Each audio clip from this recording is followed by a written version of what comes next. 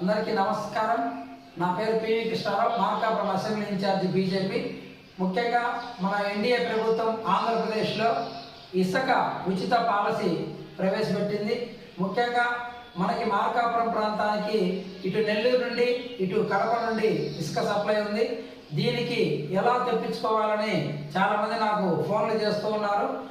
మన నెల్లూరు ఇసుక ప్రస్తుతం మనకు రన్నింగ్లో ఉంది.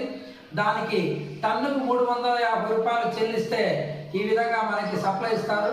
ముఖ్యంగా ఈ మధ్య కాలంలో ప్రభుత్వము ఒక లారీకి వచ్చేసి 20 టన్నులు మాత్రమే అవకాశం ఇచ్చింది.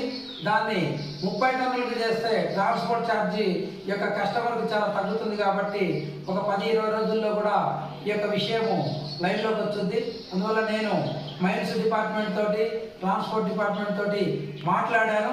ఈ విధంగా సార్ వాళ్ళు చెప్పారు, మీరు తొందరపడి ఈ యొక్క ఎక్కువ రేట్లు